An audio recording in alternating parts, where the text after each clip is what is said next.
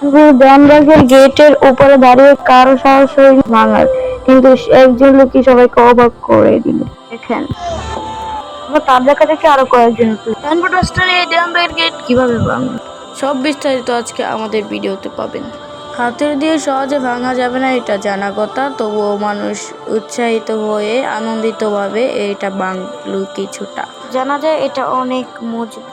তারপর মিছিল হলো আসল দেওয়ানবাগি যাওয়ার জন্য।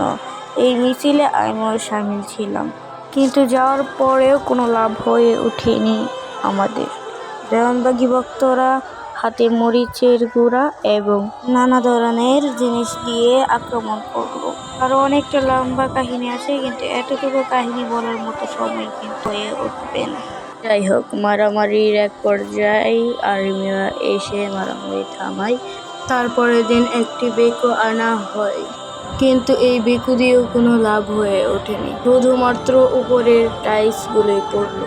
জানা যায় এটা মজবুত হওয়ার মূলত কারণ হচ্ছে এটা মূলত পাথর, ছোট ছোট পাথরের মাধ্যম দিয়ে সুরপি তৈরি করা হয়েছে এবং সিমেন্ট দেওয়া হয়েছে। শুধু এটুকুই না, আরো অনেক মোটা মোটা রড দেওয়া হয়েছে। এরপর একটি বড় বেকু আনা হয়। বেকুর মালিক জানায়, আমি বড় বড় 5 তলা 10 তলা বিল্ডিংও যদি ভাঙি তবুও আমার এত দেরি হয় না। আর আজকে সামান্য এই গেটের জন্য আমার পুরোপুরি একদম দিন লেগে গেল। এভাবেই শেষ হলো সাইনবোর্ডের দেওয়ানবাগের ভাঙার কার্যক্রম।